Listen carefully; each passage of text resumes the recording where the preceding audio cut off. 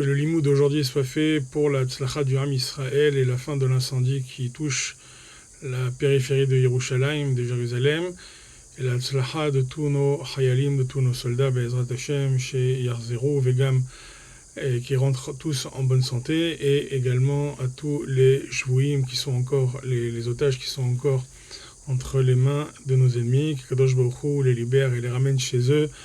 S'rout à Alimud Azeh. Parashat Tazria Metzora.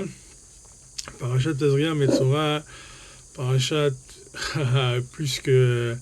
plus qu'importante, puisque on parle d'un sujet, de plusieurs sujets, notamment de la pureté de la femme, la pureté et surtout les problèmes de la lèpre qui vient notamment par la faute du Lashon Hara, notamment, et du Motzi Shemra. On va voir dans la deuxième paracha de Metzora, il y a marqué Zotier Torat HaMetzora. Voici la Torah pour celui qui a été touché justement par la Metzora, par cette lèpre. Le Baal HaTurim, juste en quelques mots, je fais un petit détour. Le Baal HaTurim explique que on amène Shtet Tziporim. Il a amené parmi quand quelqu'un avait cette lèpre, il devait apporter 2 oiseaux, pas seulement 2 oiseaux. On verra qu'il amène aussi des vers de terre, 2 vers de terre. Il ramène un bois et qu'on va mettre en cendre pour lui rappeler certaines choses. D'abord, les vers de terre, ça c'est pas le Baal HaTurim, c'est écrit dans tous les Mefarshim que les vers de terre c'est pour le rappeler. La Gemara, elle dit ça, que c'est pour lui rappeler que il va finir dans un endroit où il va être mangé et il va finir en cendre comme le bâton qu'on va brûler. Et le Baal HaTurim, lui, et le Tzipor, c'est parce qu'il est mitzavtzef. Tous les commentateurs, la Gemara, etc., dit que en fait il parle beaucoup, il est mitzavtzef, c'est-à-dire qu'il siffle, il parle un peu comme les oiseaux qui font.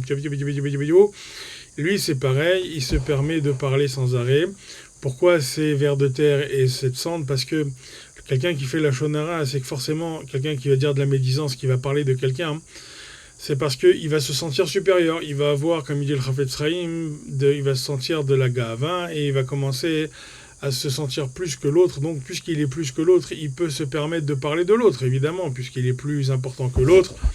Donc, on peut forcément parler sur son prochain sans problème, étant donné que nous, on est quand même... d'ailleurs, c'est le piège de Yetzer Hara qui nous dit sans arrêt. De toute façon, on trouve 50 000 excuses pour pouvoir dire la shonara, comme il dit le Chafetz Chaim dans son livre Shmirat HaLashon. Et celui-là, il est pas, c'est d'avar yadoua, c'est quelque chose de connu, c'est la vérité, c'est pour son bien, lui, il fait pas partie du peuple juif de toute façon avec ce qu'il fait. Des tas d'excuses qui sont évidemment bidons, qui sont juste des pièges du Yetzer Hara qui vient nous faire tomber pour pouvoir dire du mal de notre prochain et le salir et nous faire grandir au passage, pour montrer que nous, on n'est pas comme ça, qu'on est bien mieux et qu'on est plus important, et donc on peut se permettre de dire tout ce qu'on veut. Bien évidemment, tout ça est extrêmement grave, c'est strictement interdit. C'était une des choses qui est, comme dit le Chafetz Chaim, c'est pratiquement le travail d'une vie d'un homme. C'est pas pratiquement, c'est le travail de la vie d'un homme. Et on voit dans la paracha de Metzora. Donc, en fait, on lui rappelle que, il va finir de manger par les vers de terre. Donc, ça, son importance, quelle que soit l'importance qu'il puisse avoir, il doit se rappeler qu'il n'est pas éternel. 2, il va finir donc en cendre. Et même, comme dit le Baal HaTurim de façon très jolie, il dit de la même façon qu'un oiseau, il est noded mi-aetz le-aetz, il saute comme ça d'un arbre à un autre. Alors, il est... de la même façon, l'homme, il va sauter d'un monde à un autre. Il va finir d'un monde, il va repartir dans un autre monde. Souvent, on croit qu'on est éternel, on se sent très puissant, on se sent très fort, parce qu'on est riche, parce qu'on est intelligent, parce qu'on est beau, parce que je sais pas quoi. Tous ces critères, ça peut être vrai. On peut être effectivement très intelligent, très riche, très beau, tout à la fois.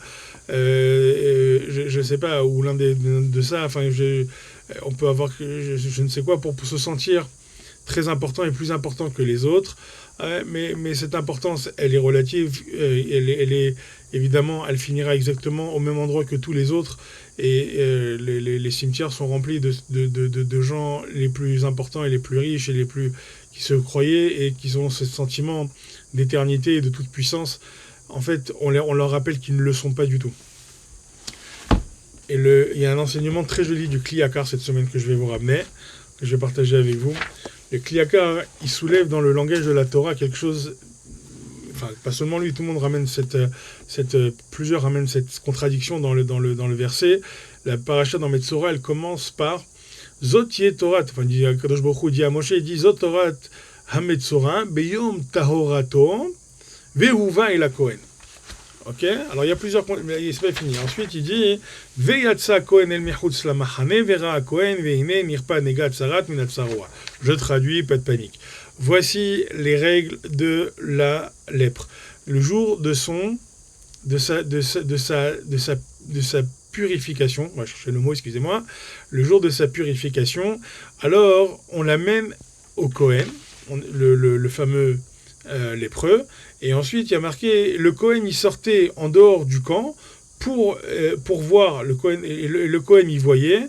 Et quoi? Il voyait quoi? Et voici qu'il a été guéri de ce qu'on appelle Negat Sarat, de la touche de, je ne sais pas comment on peut traduire ce Nega en gros, mais en gros, ça veut dire le toucher de la lèpre Minat Saroua qui avait du Tsaroua, du lépreux. Alors pourquoi il répète? Pourquoi on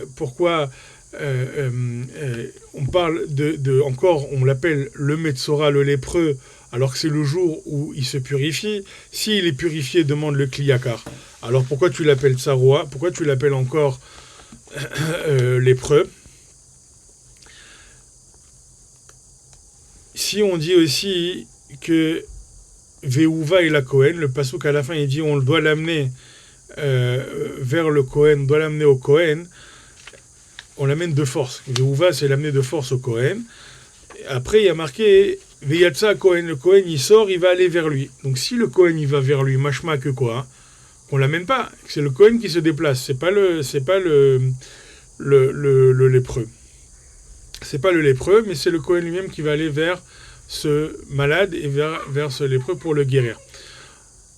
Le Sforno, lui, il est aussi gêné par cette espèce de contradiction. Il explique qu'en fait, c'est pour dire qu'en fait, on le ramène, on amène le malade, lui, il dit, on amène le lépreux vers un endroit, en dehors du camp. Évidemment, on le sort du camp parce qu'il ne doit pas être dans le camp d'Israël. On le sort du camp le temps qu'il guérisse, mais on l'amène proche du Kohen, pour pas que le Kohen, d'abord, pour faire respecter, par respect pour le Kohen, et pour ne pas qu'il ait une grande souffrance, une grande fatigue, pour aller jusqu'à ce malade, vers ce lépreux, qui a dit du Lachon Hara ou du Moti Shemra.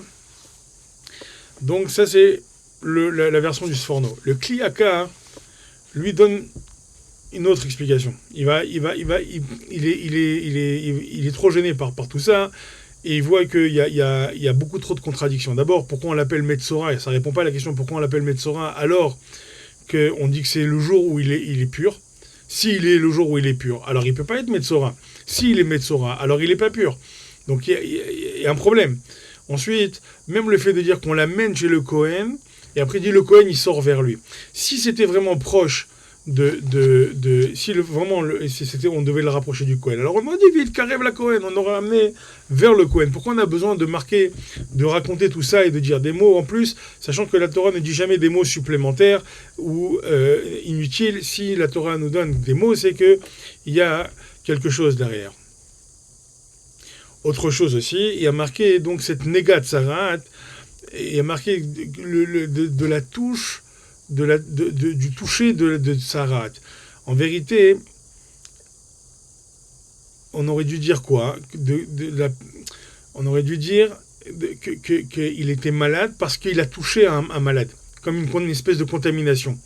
On aurait dit Mina Nega Batsarat. C'est comme il a touché la Tsarat, qui a commencé chez lui dans la maison d'abord avant de toucher son corps. Du fait qu'il est touché, il a été contaminé. Parce que là, ça se transmet par une transmission par les mains, caniré. En fait, on ne comprend pas trop toucher quoi, qu'est-ce qui a été touché. C'est une autre question du Kliyakar. Tout ça, c'est le Kliyakar qui pose ces questions, entre autres, et demande. Il y en a d'autres, évidemment. Il y a le Bnei Sachar, d'autres dans le Chassidut, on pose plus en prenant. Si j'ai le temps, alors J'essaierai de vous ramener ça aussi, on va voir.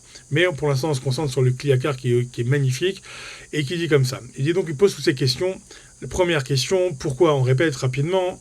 Donc, on dit, si on dit qu'il est lépreux, pourquoi on dit c'est le jour de sa purification? S'il est pur, il ne peut pas être lépreux. Ensuite, on dit qu'on l'amène au Kohen, mais que le Kohen il sort vers lui. Si on l'amène de force au Kohen, pourquoi le Kohen il sort vers lui? Et enfin, qu'est-ce que c'est que cette façon de dire que toucher la tsarat? Il a été touché de la tsarat, mina tsaroua, du tsaroua, de celui qui est lépreux. Il y a une espèce de redondance, un truc un peu étrange qu'il faudrait essayer de comprendre.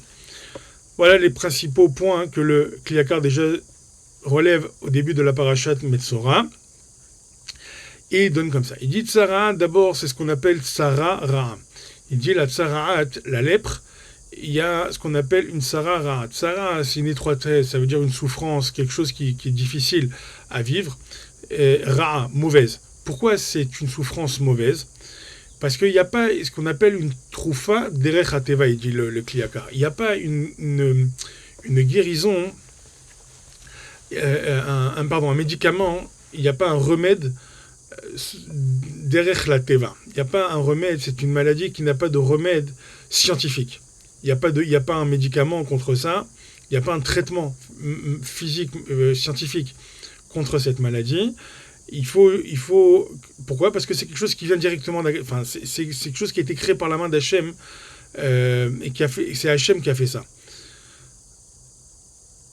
Alors c'est quoi le vrai remède? Le remède, c'est que le Ben Adam, celui qui a cette lèpre, il doit sortir et s'éloigner du chemin mauvais dans lequel il était. Pourquoi? Parce qu'en fait,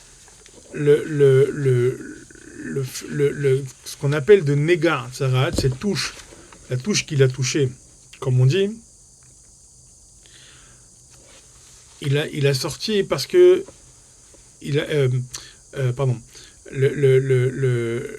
avant d'arriver au Nega, on va parler du Metzora, excusez-moi, j'ai oublié, le Metzora, parce qu'on parle du Metzora, et après de la Tsarat, et après du Nega Tsarat. Donc on va voir ces différentes étapes. Le Metzora, donc c'est Motsi Ra. Motsi Ra, ça veut dire sortir le mal. C'est aussi de la lèpre.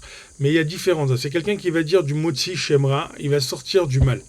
Il y a deux choses dans le Lashon Hara. Il faut savoir que le Lashon Hara, alors j'explique ça en plus, c'est que le Lashon Hara, d'abord, c'est la vérité, c'est de dire la vérité sur quelqu'un. Quelqu'un, par exemple, en général, dit « Ouais, moi j'ai dit la vérité, c'est pas Lashon Hara, c'est Dafka Lashon Hara. » Lashon Hara, c'est quand je dis la vérité. Si je dis des mensonges sur la personne, c'est encore plus grave, ça s'appelle Motsi Shem Ra. C'est sortir un mauvais nom de la personne qui n'est pas vrai. Donc les deux sont interdits et les deux sont graves et Motsi Shem Ra bien sûr est encore plus grave. Donc le Metzora c'est Motsi Ra, c'est sortir le mal. C'est quel mal? C'est le mal qui est au plus profond de lui. Dit le Kli Yakar. En vérité on va sortir du Ben Adam le mal qui est au fond de son cœur, qui est caché au fond de son cœur. Lui, il a caché. En fait, quand il parle pas publiquement. Il va parler, il va faire... Tu sais, celui-là, qu'est-ce qu'il m'a fait quand il va être entre Mincha Arvit et qu'il ne veut pas étudier, ou après la Tfila le matin, il va se prendre un café, au lieu d'aller étudier, de faire encore un peu de Roklé Israël, ou de faire d'Afayomi, ou de se mettre direct à Lernen, à étudier, au Steigen, encore plus de se mettre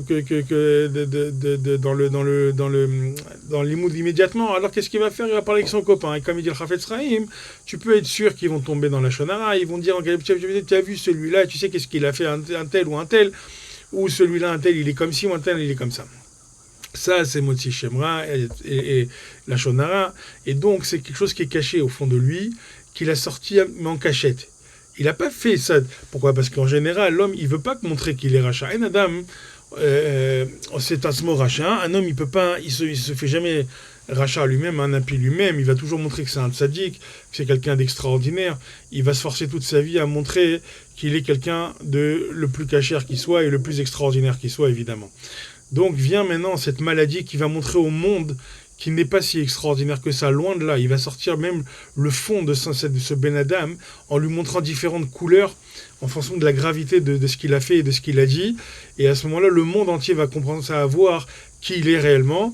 Et c'était une honte parce qu'il traversait tout le camp, il faut savoir. Ça, c'est pas le Kliakar qui dit, c'est la Torah qui sortait du camp en criant, priez pour moi, regardez qu'est-ce que j'ai, priez pour moi pour que je guérisse. Donc les gens voyaient, c'était une honte.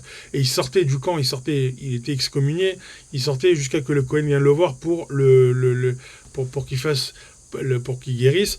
Et on va voir qu'est-ce qu'il fait pour guérir. La tsarat, ce que je disais, donc c'est tsara ra'a, c'est une petite, c'est une épreuve mauvaise, c'est une souffrance mauvaise. C'est quoi cette souffrance mauvaise? C'est parce qu'elle n'avait pas de remède scientifique. Et donc il fallait juste que comme c'était quelque chose qui était fait mamash miyuchad par les mains d'Hachem, une maladie qui était très particulière qui était faite par les mains d'Hachem, comme toutes les autres maladies d'ailleurs, mais ça c'était vraiment quelque chose de particulier que Dieu a créé. Donc il fallait que l'homme il fasse tchouva, il fallait qu'il s'éloigne de son mauvais penchant dans lequel il était et que il commence à s'éloigner de ce mauvais côté qu'il avait. Tsar, ça vient de tsar aïn. Il faut savoir que c'est quelqu'un, comme il dit le Chafetz Chaim, comme marqué dans la Gemara, dans plusieurs endroits, c'est que c'est quelqu'un qui fait la shonara, il est forcément ce qu'on appelle tsar aïn. Il a un mauvais œil. Les gens, les mauvais œils, c'est pas seulement quelqu'un qui va envier, c'est quelqu'un qui regarde mal, forcément. Pourquoi? Parce qu'il n'est pas Evedan, les Chol Adam, les Chav Zechut, il va pas juger tout le monde les Chav Zechut, au contraire, il va toujours trouver les Kaf Chova, il va toujours trouver quelque chose à dire sur quelqu'un. Ah, tu vois comment celui-là il est venu les mains vides, et celui-là il m'a offert un cadeau, mais comme ça, mais pas comme ça, et celui-là, je sais pas, l'oyedam, regarde celui-là comment il prie, regarde celui-là comment il s'habille, regarde celui-là qu'est-ce qu'il a dit, regarde comment il parle. Véchoulé. Je pense que la liste est longue, on connaît tous la liste de choses qu'on peut dire et les méchancetés qu'on peut dire des choses sur les gens, même sur le biais de soi-disant de la bienveillance il faut toujours se rappeler, comme j'ai dit la semaine dernière dans le cours de la semaine dernière, qu'il faut se rappeler de Myriam. Myriam, comme il dit, d'ailleurs ça fait partie des choses qu'on doit se rappeler tous les jours, que Myriam, en sortant du Midbar, quand elle est sortie de Mitzrayim, d'Égypte, elle a parlé sur son frère. Elle ne parlait pas mal, elle ne voulait pas du mal, comme dit le Chafetz Chaim. Jamais elle a voulu dire du mal. Au contraire, elle était soucieuse du bien de son frère et de son couple. Et elle pensait vraiment pouvoir essayer de l'aider. C'était sa kavana, vraiment. Elle n'avait pas une mauvaise kavana. Il faut savoir que la shonara, c'est pas une mauvaise kavana. C'est même quelqu'un qui va parler comme ça, il va dire, tu sais, j'ai vu un tel au marché, j'ai vu un tel au supermarché. J'ai vu un tel la dernière fois, j'étais en vacances, j'ai rencontré un tel. C'est la shonara. Vous savez pourquoi c'est la shonara? C'est même la avak, la shonara, en fait. Ce qu'on appelle avak, c'est la poussière de la shonara. Pourquoi? Parce que si je dis ça à quelqu'un, par exemple, qui devait rencontrer cette personne, j'ai vu, je sais pas, X, au supermarché hier, tu sais, j'ai rencontré, tu te rappelles un tel, j'ai rencontré au supermarché. Maintenant, ce monsieur-là, le gars avec qui je parle, il voulait aller prendre un café avec ce monsieur X. Et le monsieur X, il n'a pas voulu lui dire non pour pas lui faire de la peine. Il lui a dit, ah non, je peux pas, je suis pas là, je suis pas dans la ville, je suis parti, je suis en vacances. Il lui a raconté n'importe quoi. Ok, Tov, Besséder. Mais non, il n'a pas voulu lui faire de la peine. Tov, il a raconté une histoire qui n'était pas forcément vraie pour ne pas lui faire de la peine. Et maintenant, qu'est-ce qu'on vient faire? On vient lui dire que finalement, tu sais, non seulement il était là, je l'ai vu hier, on a pris un café ensemble. Qu'est-ce qu'il va penser? Ça va lui faire de la peine. Il va dire, quel pourri celui-là. Tu vois, moi je pensais c'était mon copain, mais en fait c'est pas mon copain, il est parti avec l'autre, il a préféré aller avec l'autre plutôt qu'avec moi. Iné dit le Chafetz Chaim. Le travail d'un homme, je vous le dis Bekitsour, du Shulchan Aruch, dans Shmirat, même dans le Shmirat Alashon, c'est le Inyan de l'homme, c'est Liot Keilem. Il doit être comme muet. Tout son travail sur terre, c'est de se taire. Comme j'ai dit la semaine dernière, comme il y a marqué dans Pirkei Avot, Shimon Beno Omer, je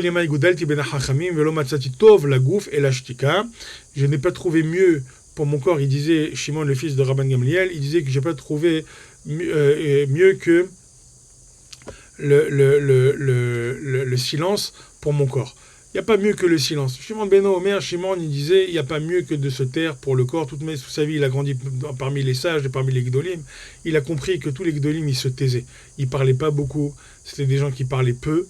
Et quand leur mot sort, ils ont une valeur, mais roulé.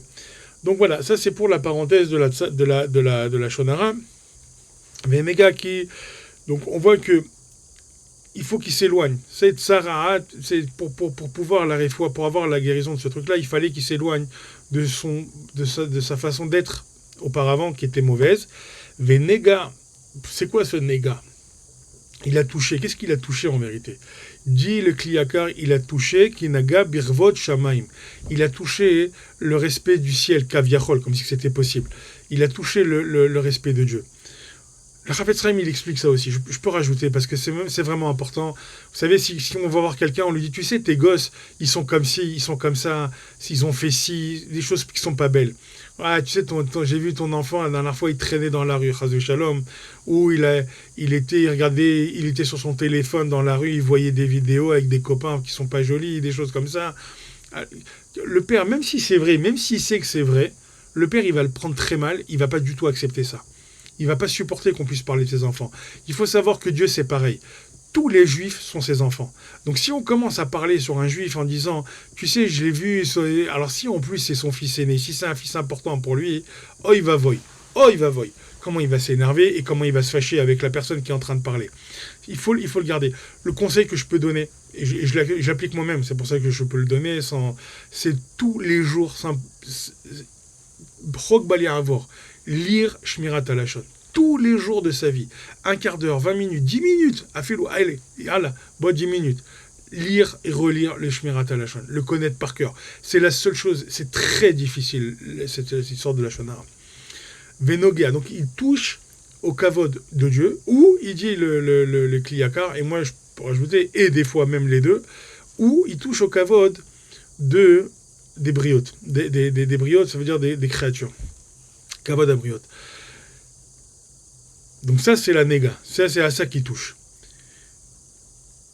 Et le tsara, celui qui a la lèpre, donc celui qui a cette tsara ra'a, qui doit guérir de cette maladie sans médicaments et sans remède scientifique, il n'y a pas de cachet, il n'y a pas de traitement, alors il doit guérir Baal Kocho, il doit aller de force, il doit lui-même demander au Kohen la réfoua.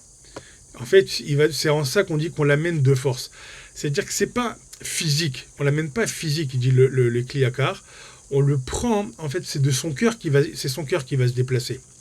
Ça veut dire quoi? Ça veut dire que si depuis le départ, il avait été voir le Kohen, Aaron à Kohen, et il lui avait demandé sa Torah, qu'il lui avait demandé de lui enseigner la Torah, qu'est-ce qu'il lui aura appris à Aaron? L'amida de Aaron, c'est quoi? Oev Shalom, Verodev Shalom. C'est la paix, de faire la paix et d'être Rodef, persécuter, poursuivre la paix sans arrêt. Comment ça?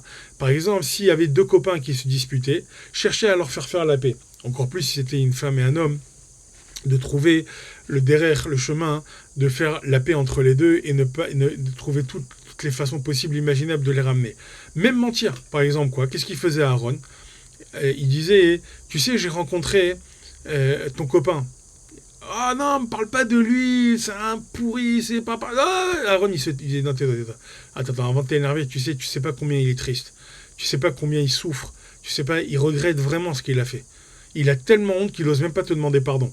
Parce que l'autre allait dire, oh bah c'est facile, il a qu'à demander pardon, hein, parce que forcément c'est lui qui a tort, hein, c'est pas moi, puisque moi je suis un calendrier, il y a 12 mois, donc forcément l'autre il a tort, hein, et puis voilà quoi.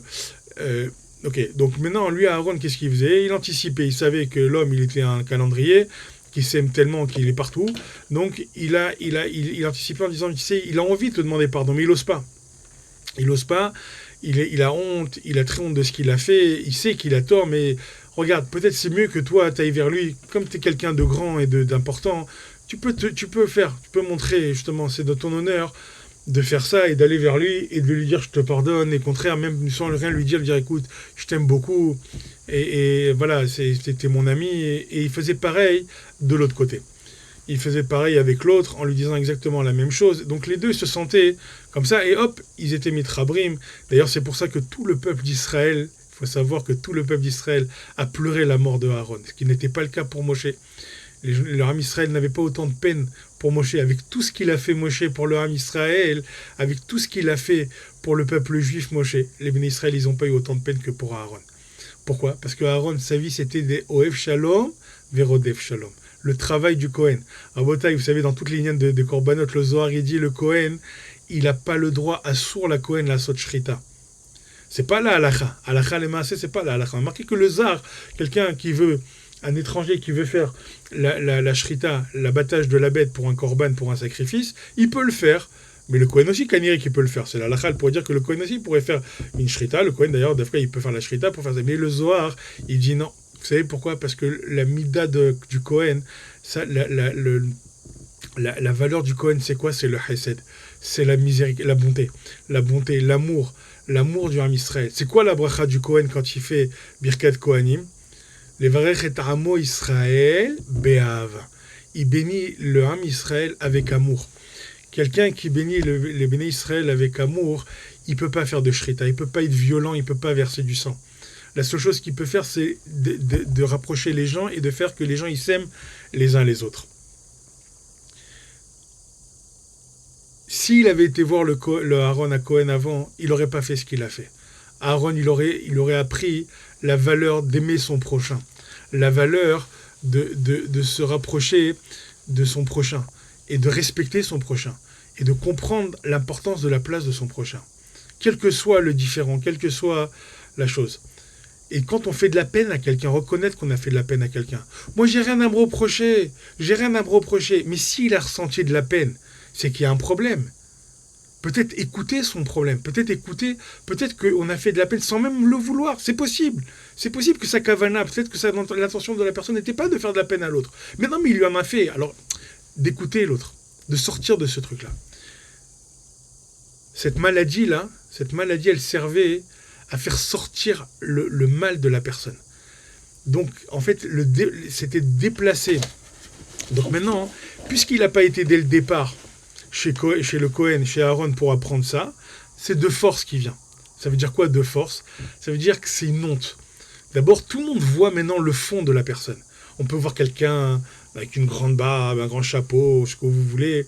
Et finalement, on voit ce même bonhomme, du jour au lendemain, un matin, il se lève, il est malade, il a des taches sur son corps, il sort, il crie, il pleure, priez pour moi, on le sort du camp, il approche même plus du camp, il est plus dans l'équipe, on le sort de l'équipe, on le sort du machané, jusqu'à que le Kohen il vienne le voir, et à ce moment-là, on lui explique comment il doit faire tchouva pour guérir.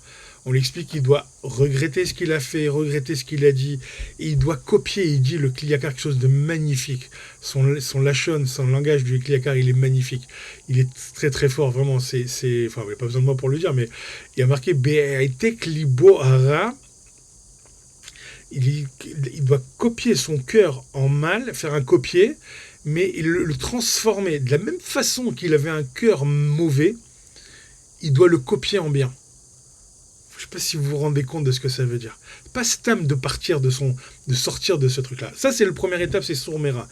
C'est de s'éloigner de ce qu'il a fait, de prendre conscience. C'est pour ça qu'on l'isolait, on le mettait à l'isolement, qu'il réfléchisse, qu'il se pose la question, qu'il devait se demander pourquoi il y a ça, qu'est-ce qu'il a dit, qu'est-ce qu'il a fait. Et le Kohen, il venait et lui expliquait ce qu'il devait faire. Il ne pouvait plus tricher, il ne pouvait plus mentir. Tout le monde sait ce qu'il a fait. Et à ce moment-là, il devait, Beyom Tahorato, le jour de sa purification. C'est quoi le jour de sa purification?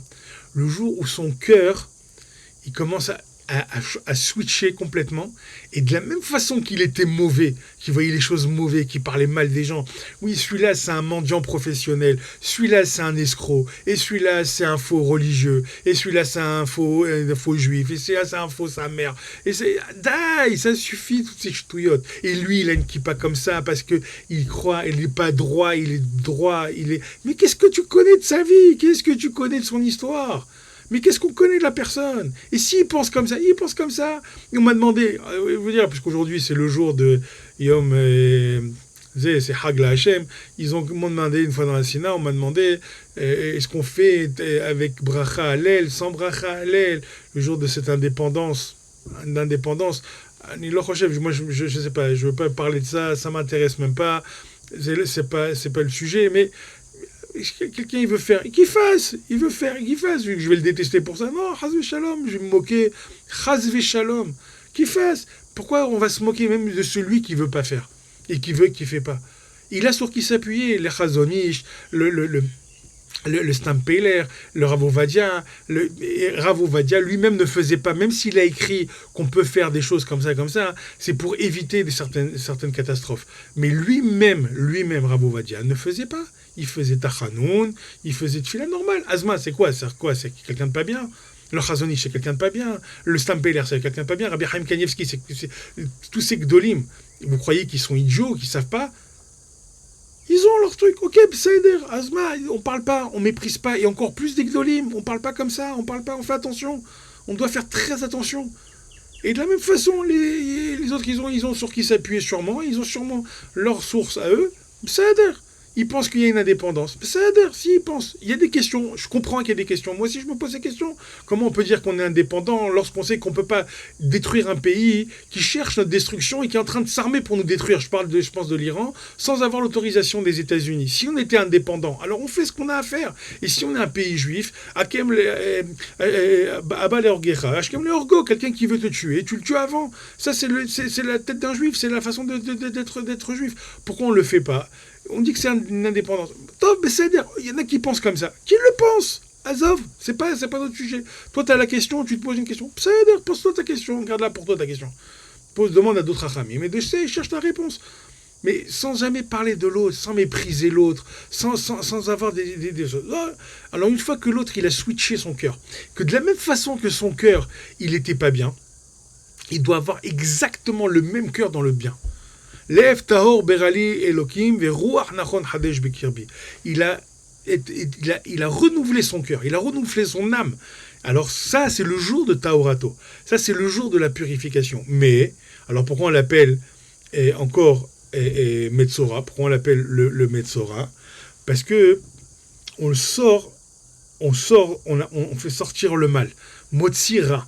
On a fait sortir le mal pour arriver Beyom Taorato. Il dit le Kliyakar, on lui a sorti son mal pour arriver à ce jour-là où le Kohen, il lui fait comprendre et la Torah du Kohen, ça veut dire de Aaron, de Avat Shalom, Oev Shalom et Rodef Shalom, pardon, d'aimer la paix et de courir après la paix, d'être persécuter la paix pour que tout le monde soit en paix et faire en sorte de multiplier la paix. Et c'est ce qu'on dit, Vezot Tié Torah. C'est ça la Torah du Metzora. C'est ça la Torah de celui qui sort le mal. Celui qui sort le mal de lui-même, du plus profond de lui-même. Alors, Beyom Taorato, il est dans le jour de sa purification. C'est ce même jour où il va sortir le mal qui va être purifié. Et à ce moment-là, on va l'amener de force au Kohen. Ça veut dire quoi de force au Kohen? Ça veut dire que lui-même, dans son cœur, il va passer d'un truc difficile qui était ancré en lui, le mal, qui regardait les gens pas bien, qui était pas sympa, il va passer dans ce inyan de Tov et de passer de Oev Shalom vers Odef Shalom, et ainsi il va prendre sur lui de faire la tchouva. Et même s'il a fait la tchouva, alors il y a marqué le pasuk à la fin il explique que c'est Veime Nirpa Nega Tzarat. Nirpa, il a été guéri de la touche. C'est quoi la touche? C'est qu'en fait, il a fallu une tierce personne pour qu'il fasse tchouva. Il a fallu que le Kohen lui explique ça. Et même comme ça, il dit le Kliyakar, et on va finir comme ça, parce qu'on n'aura pas le temps de continuer plus, ça fait déjà un moment. Celui qui va l'amener à la guérison, c'est le Kohen. C'est-à-dire que ce Kohen-là qui va regarder, qui est maré à Negag, il va avoir comme ci et comme ça, il va avoir en fait une Sa'ata d'Ishmaïa ce jour-là, il dit le Bnei Issachar, Kadosh Baruch Hu va donner au Kohen une Chochma Yetera pour voir au fond du cœur de la personne s'il a guéri ou pas. Ce même Metzora, même s'il a encore des choses qui vont finir par disparaître, il voit au fond du cœur, et cette vision-là lui permet de savoir si la gars a fait tchouva, si ce malade a fait tchouva, et si ce monsieur a fait tchouva, alors il sort les gamrés de son camp et de son isolement, et c'est en ça qu'il était néga, c'est-à-dire qu'il a été touché, non seulement de la même façon qu'il a touché le kavod d'Hachem, Kaviachol, comme si c'était possible, ou le kavod de son prochain. Il faut savoir qu'en général, quand on touche aussi le prochain, le kavod du prochain, on touche aussi le kavod d'Akadosh Baruch Hu, comme il dit le Chafetz Chaim. Et donc, en ça, il va sortir, et Kadosh Baruch Hu, il va accepter sa tchouva, même comme ça. Kadosh Baruch Hu, il accepte sa tchouva, même si sa tchouva, elle a été faite grâce à quelqu'un d'autre. On pourrait dire, ouais, mais s'il n'y avait pas l'autre, alors il n'aurait pas fait tchouva. S'il n'y avait pas le Kohen qui lui explique qu'il n'aurait pas fait tchouva. Et bien, même comme ça, Kadosh Baruch Hu, il accepte la tchouva. Adraba, que nous, on doit accepter nos prochains. Encore plus forte raison que nous, on doit accepter notre prochain tel qu'il est. Lui dire Chag Sameach, s'il croit que c'est Chag aujourd'hui, alors on lui dit Chag Sameach. Chez Yesameach Kol HaChaim, chez Kol Am Israël Yesameach, chez Yehadout, chez Anachnounie, qu'on doit tous être unis les uns les autres, comme un seul homme, avec un seul cœur, et qu'il n'y ait pas de marloquette, et jamais, quelles que soient les raisons, il n'y a pas de marloquette qui soit intéressante, sauf si c'est les Shem Shamaim Kamouvan, pour En Kan les Shem Shamaim, Rak, Ahavat Israël, Ahavat Am Israël, Tamid, et faire attention à notre bouche, permanence, l'homatzatitov, la gouf, et la shtika, Shabbat Shalom.